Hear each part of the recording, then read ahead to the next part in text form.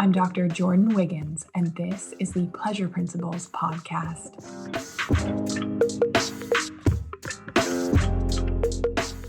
Join me on this journey where sex, science, and sensuality meet. Let's change the conversation around sex and pleasure together.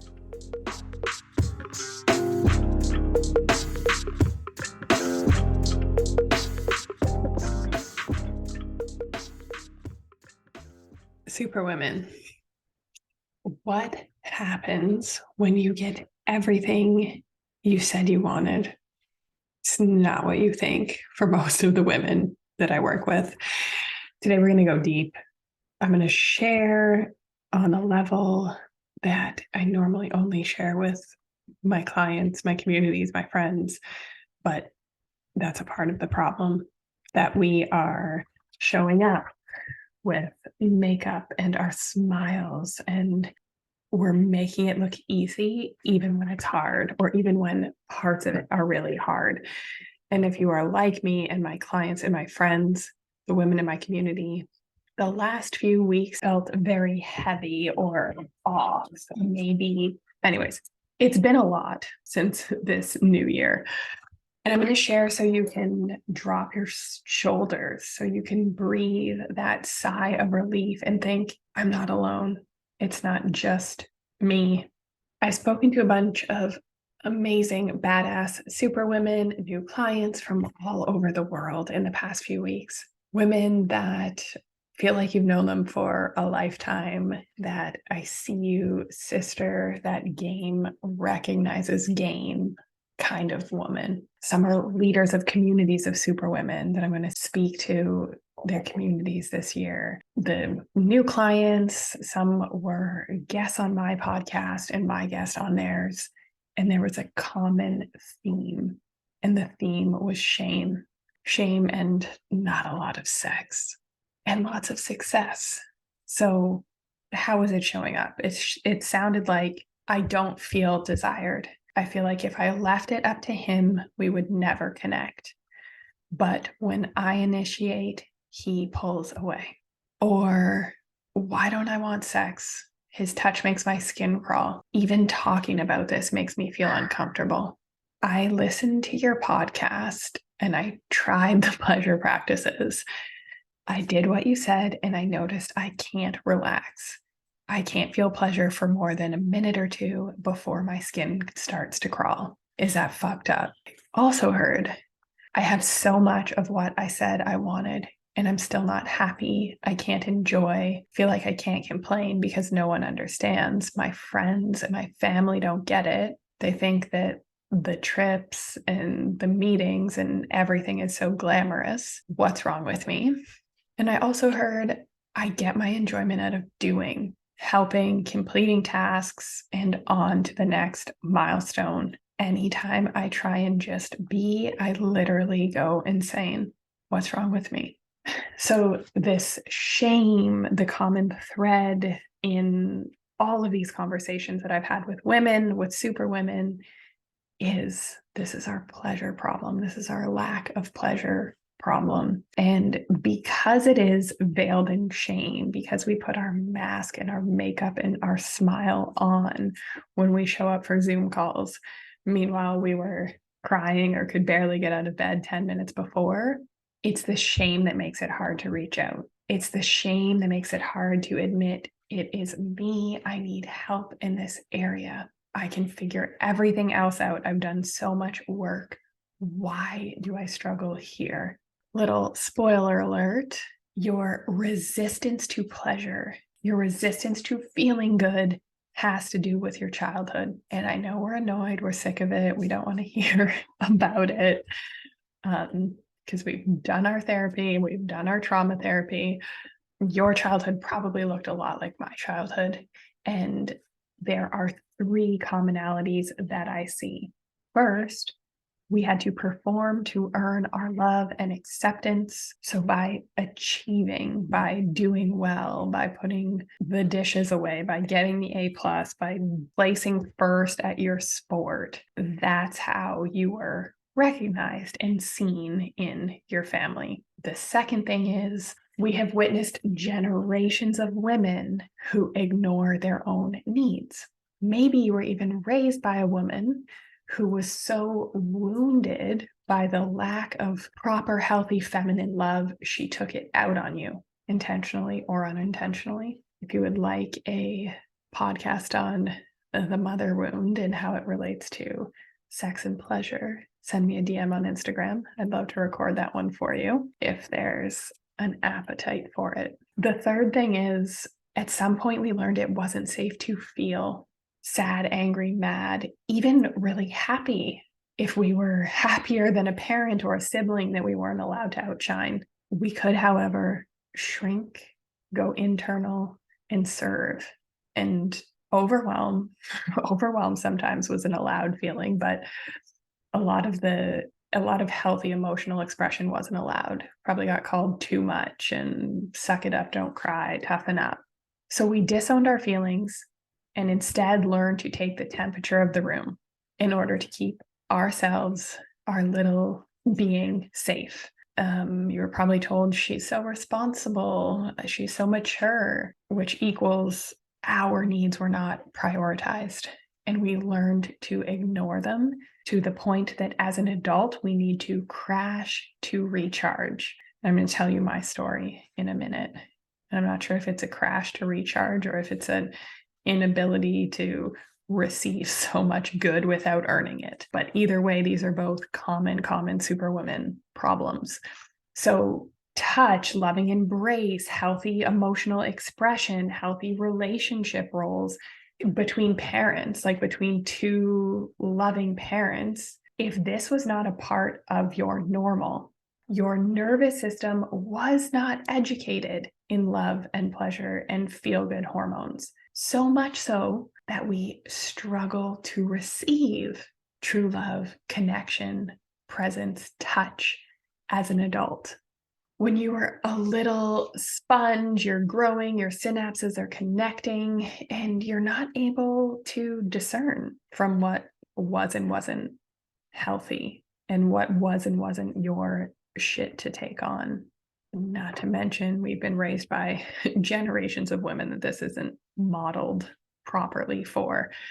Marriages didn't used to be about love, they were about survival. And we were being raised by women who were able to have credit cards and own land. And these were all brand new things for women. And they were just so happy to have an opportunity outside of the house that they would tolerate whatever, do whatever. Proper feminine receiving has not been modeled for us. Our nervous systems have not been wired for it. Our nervous systems have been wired to tolerate. They've been wired to struggle. So it's not your fault you struggle to receive and feel good. It sounds so simple. You see other people doing it. You see other people's Instagrams and you're like, shit, that looks so good. Why is this hard for me?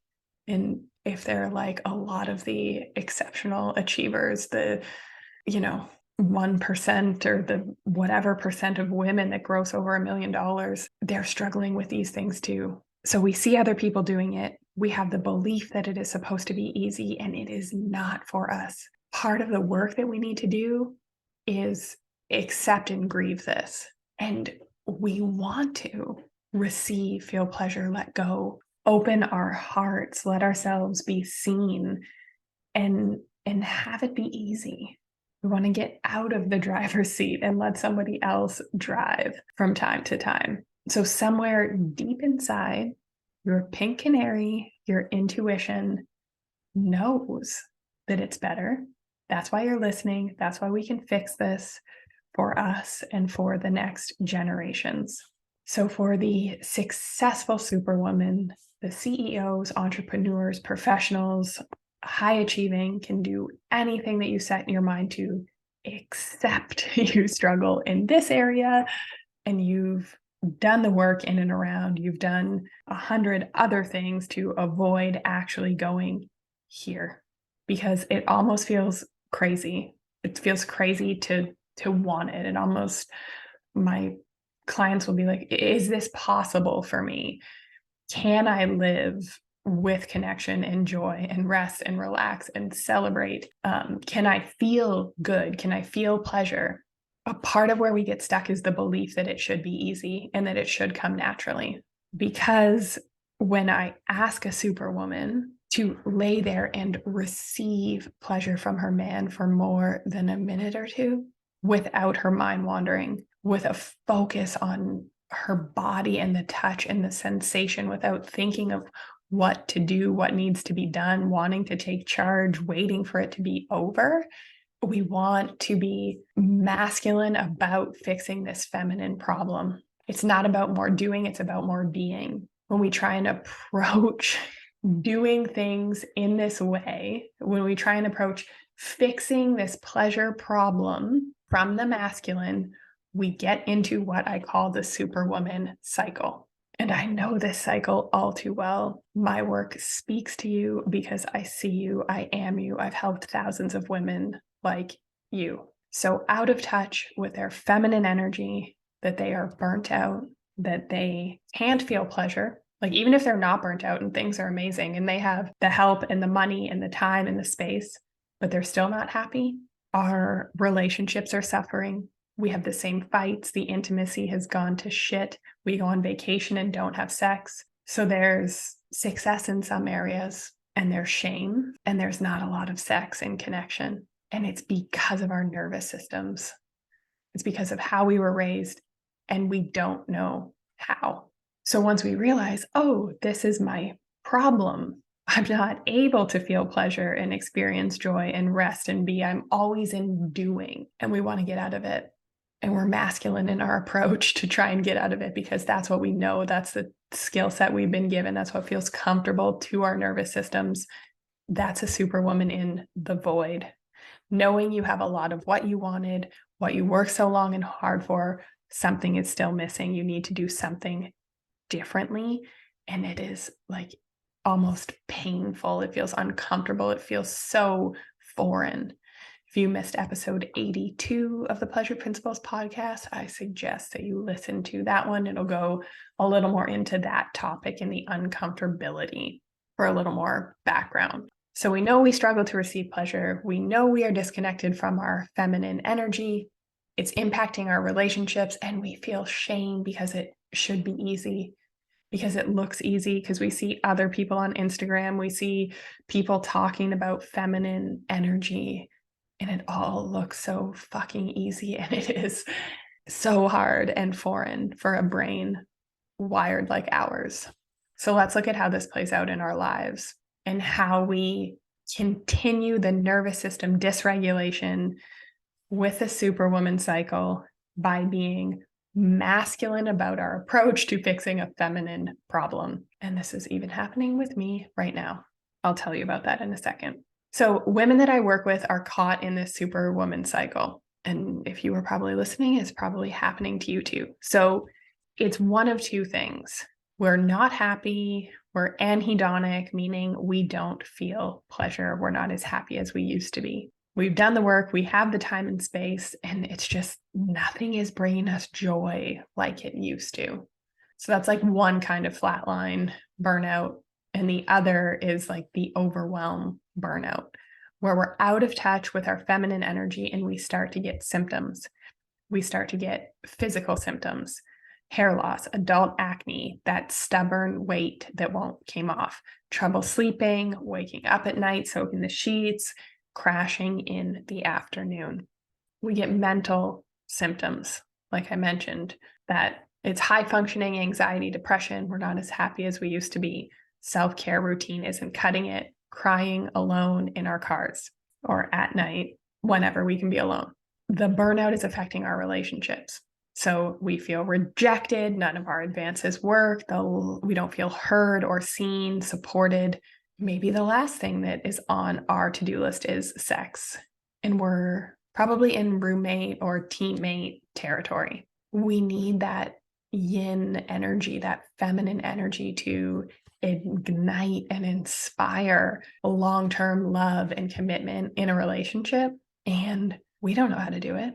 So because we've been taught from a young age to ignore our needs, we tolerate, we endure, we take on more. We say yes to that one more thing when we stop and think about it, we didn't have the time and we probably should have said no. We're great at setting goals, initiatives. We are terrible at desires. So, for example, take 1 month off. That is a goal. Spending the month on the beach with family, not needing to check your laptop or your phone because your team is running things, and having slow sex with your partner while the sun sets. That's a desire. And I hope you can feel the difference. So we're burnt out, we're not feeling pleasure, but we're ignoring the signs. We are ignoring the signals, our intuition, our desires. So then what happens? We move from burnout, anhedonia, no pleasure, into a crash. And the crash could be a recurring illness, an injury, a flare up. And sometimes this crash even happens when things get really, really good.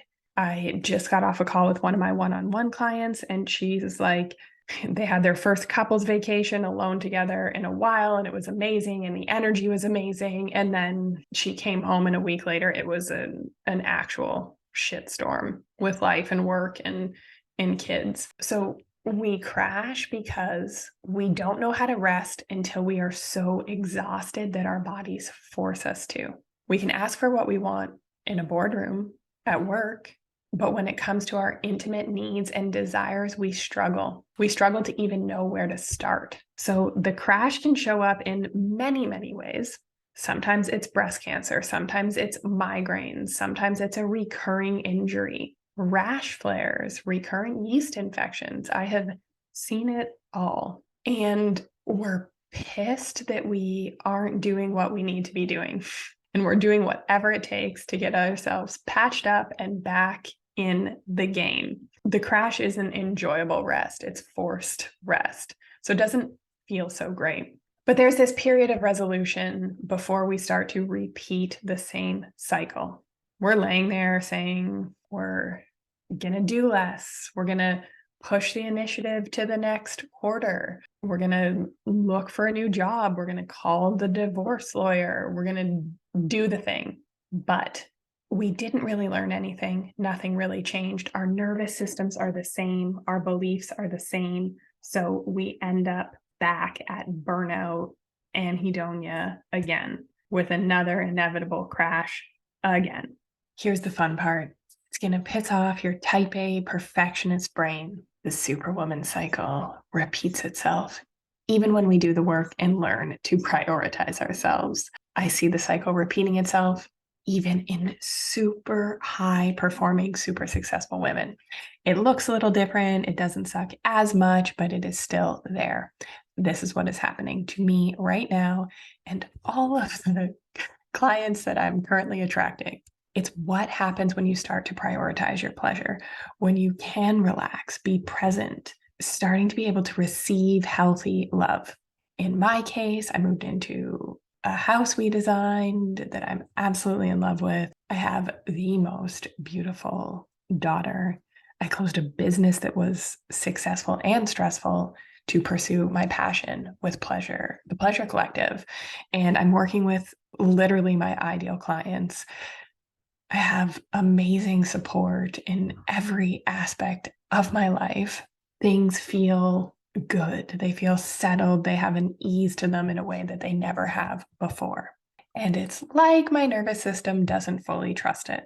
When my dream clients start working with me, they're reaching out. It's, well, when is that going to stop? What should I be doing to make sure that they're still coming in? Or I get off calls and group calls and speaking to other women, and it's fun and it's easy and it's light. And it's like, well, wait, why isn't this hard? What else should I be doing? So there's that little voice. It shouldn't be this easy. It shouldn't be this fun. When's the other shoe going to drop? When am I going to get slapped?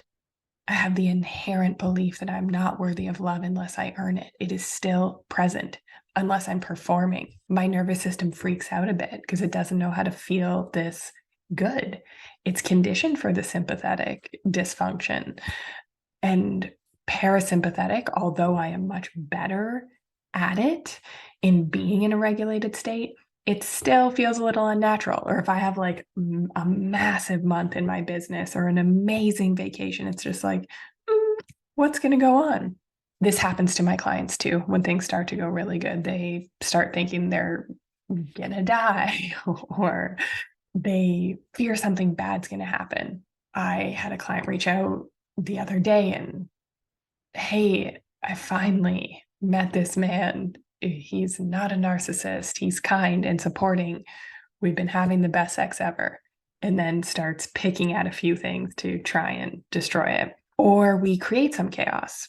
We pick the fight. We buy a new house or do a remodel. The higher achieving we are, usually the harder this pattern kicks up. So I want to tell you about my crash lately, my mystery illness. So for the last year, about every 2 months, about every other menstrual cycle, I get severe nausea and vomiting, sometimes hives.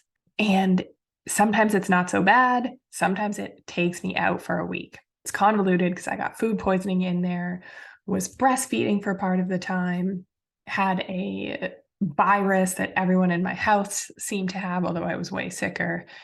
It was seafood from a restaurant in Florida. I was just like, there were so many variables going on. In the last year, I've had 3 ER trips, several times of hooking myself up to IV fluid so that I didn't have to go to the hospital. If you can hear that, that's me patching myself up to get me back in the game. Several visits to medical specialists without answers. I finally think I have diagnosed myself. I need to do some exclusionary tests, but it takes an average of 8 years for women to get this diagnosis. And because I am of my medical background and educated and resourced, I was able to figure this out. Dealing with these crazy illnesses that female superwomen manifest, I've dealt with that in my medical practice for the last 9 years. So I'm a little well-versed in this. I was writing it off, allowing myself to go from burnout to crash to repeat several times until I was like, oh shit, this is a pattern and I need to take care of myself. I need to do something here. Life is easy. Everything I've ever said I wanted, I have, except now I'm fucking sick. What is going on? So from the time in September until now, when I was actively trying to figure this out, yes, it's been a wild ride. So a few things to say on this. One, a lot of our healthcare for women is fucking bullshit, and we need to do better. It takes an average of 10 years to get an endometriosis diagnosis. Part of it is not believing teen girls when they have period pain. So they learn to tolerate, and they're taught the Superwoman cycle at a very young age, that monthly crash is just normal and we deal with it. So the other thing about this condition is it is multi-systemic. So it's endocrine, it's hormonal, it's immune, it's my nervous system, it's my gastrointestinal system. Part of the reason why it is so challenging to diagnose. But I mean, come on, we can do better. So third thing is it is triggered by stress, good and bad. So could go on amazing vacation and puke, which was hard to tell if that was my food poisoning, which I actually had a positive stool test for, or this condition, or both. But yes, a condition triggered by sex, or a condition triggered by stress. Does it get any more superwoman than that? A condition triggered by pleasure and a pleasure and receiving problem. Literally not making this up. It is documented in medical literature. Also want to point out that between these episodes, I have 6 to 8 weeks of feeling completely fine, feeling totally like myself, present, practicing pleasure, dialing it up in my relationship, showing up, killing it with clients, like feeling amazing. Designed and moved into my dream home. Like there's so much good in between. And I'm still having these little crashes. So, do you ever see people that win the lottery and then go bankrupt, or famous people, singers, actors, athletes that lose their money, or they're always wrapped up in drama and affairs and bullshit kind of surrounding them? They cannot receive either. So the good news is I can tolerate a fuck ton more pleasure than I ever have been able to before. And I plan on tolerating even more. And so I say tolerate, but it is really what it is. We have to learn to microdose our pleasure around here, because the bad news is that my nervous system is still resisting the massive amounts of success and pleasure and joy on some level. I'd gotten complacent at taking care of myself with prioritizing my pleasure. Having a baby, breastfeeding, not sleeping through the night for a year and a half, plus the pandemic, a divorce right before that, I had sunken into ignoring some of my needs. I'd listened, instead of listening to none of them, I had listened to several of them.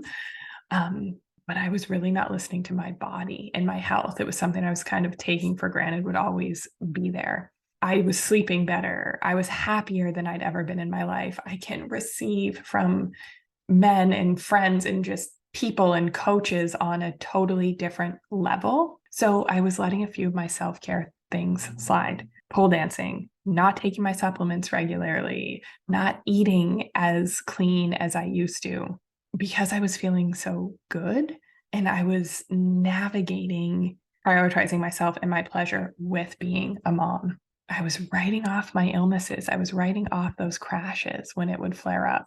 The others are around me were sick. Must have been the food at that restaurant. This is going to stop when I stop breastfeeding. Classic Superwoman mentality, the tolerating, the belief that some amount of stress needed to be there in my life. And I feel shame, literally deprioritizing my pleasure and my health by making those excuses the first 4 or 5 times that it happened. So I finally in September was like, hey, I'm done breastfeeding now for a couple months. Things should be better. Mind you, the symptoms are significantly less severe, but still happening sometimes. So it was almost like I was telling myself on a subconscious level, everything else is so amazing. I'm just going to put up with this one little thing. Superwomen, millionaire women with complex trauma that have done the work and are still not happy, that are still tolerating, that are still having that like one little missing mystery illness or piece that hasn't fallen into place. I see you, and you don't have to tolerate it. If it's the recurrent yeast infections, if it's the loneliness you feel in your relationship, maybe it's the terrible PMS or mood swings, not sleeping, getting sick, ignoring the fact that you have no desire or you desire your partner so much more.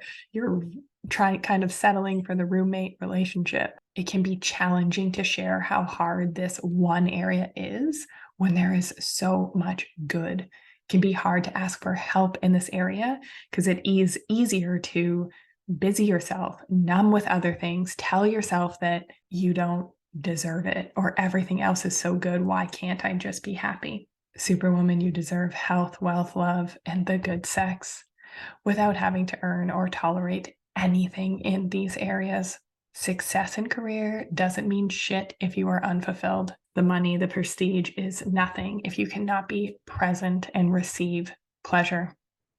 So if this is you, if you are done with tolerating, you are done with being resilient, you're done with chasing false metrics and filling the void with busyness and goals, and you are into learning how to tolerate more pleasure, learning to tolerate so much pleasure that also becomes a problem. And then we need to go to the level after that. I got you. There's 2 ways that you can work with me. I have limited spots available for one-on-one coaching clients. Me and my nervous system and my hormones are serious about this. We will drop the link in the show notes fill out the application and let's connect, let's chat, let's see if it's a fit. Do not put this work off. If there are similarities with me and your story, sometimes they're not even as severe. But that's why I teach it, because I had to learn it. Do not put this work off. Don't tell yourself you will do it after the next crazy quarter when the kids are done XYZ. You know what delaying this work, what deprioritizing your pleasure has gotten you, where it's gotten you, where it's gotten your health, where it's gotten your business. So why wait? What evidence is there to wait? Would you wait to do something this essential, this fundamental in your business? I know you wouldn't. And if you haven't heard about my new offer, the Pleasure and Power Bundle, it's for women wanting to learn to receive more pleasure and not lose their power. If my story speaks to you, if my work speaks to you, you are burnt out, exhausted, overwhelmed. You are a superwoman that cannot feel pleasure. Maybe you are in the superwoman cycle as we speak, and you want to learn how to receive more. This bundle is for you. You get both of my foundational programs: Pleasure Principles, Sex Education for Superwomen looking for better sex and more connected relationships, and Feminine Burnout Recovery. The tools you need for up-leveled women's healthcare for Superwoman. Healthcare designed for Superwomen so that you do not fry your nervous system, so that you can care for your hormones in a way that works for women like us. I'm currently going to be putting myself on this protocol. Was on it before, doing great, got a little cocky, got off of it, deprioritized my health, my pleasure, and look where it got me. In the Superwoman cycle. So 2 programs that you need to help you prioritize your pleasure: your sexual health, your mental health, your physical health. Group coaching by me twice a month. The community of Superwomen is amazing. Cannot say enough about it. The community is a big part of the medicine. It's a big part of the healing, to be with other women exactly like you who get it. The first 20 people to sign up are going to get a signed copy of my book, and you can save $1,250 with this bundle for a limited time. Run, don't walk for this deal. We will drop the sign up link in the show notes. And I wanted to leave you with these 3 thoughts. If this episode resonated with you, I feel like you need to hear this. 1, you are worthy of love because you are. 2, you deserved and deserve proper feminine love, and it is okay to grieve not having that. It's what I need. It's what you need. It's what the world needs right now. Love that endures, love that receives and transforms, love that literally turns shit into gold. It's for me, why I do this work. It's for my clients. It's also for my daughter. I never want her to know this pain, the void, the crash. 3rd, you are not broken, and it's okay that this is hard. And I'm actually going to tell you 4 things. You don't need to do this alone.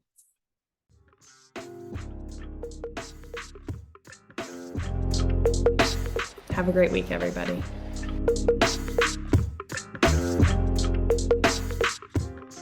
If you like what you heard in this episode, leave me a rating. Your support helps me get discovered by more women like you.